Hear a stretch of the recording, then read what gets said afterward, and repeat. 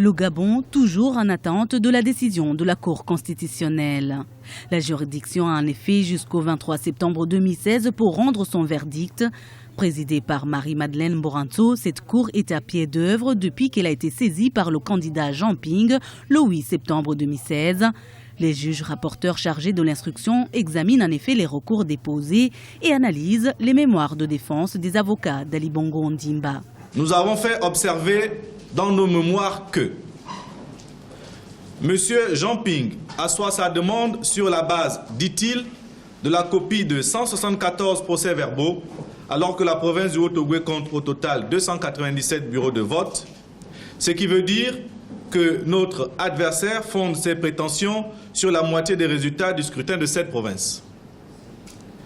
Nous avons également fait observer que du fait des fraudes ainsi que des violences et des dissimulations, nous estimons qu'il y a eu des manipulations du scrutin et que ces manipulations ont consisté à la fabrication par le requérant de faux procès-verbaux. En attendant, les sorties médiatiques des deux camps se multiplient. L'un met en doute l'impartialité de la Cour et l'autre promet de s'en remettre en la décision des juges constitutionnels.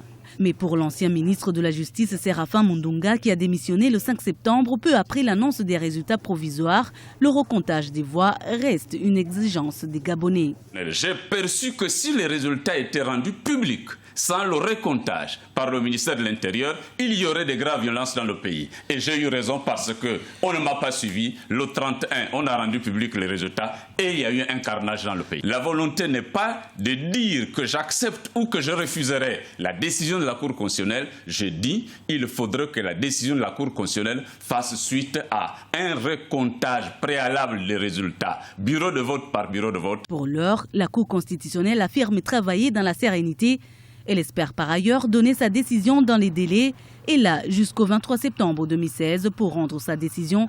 Une décision qui devrait normalement mettre un terme à la crise post-électorale que traverse le Gabon.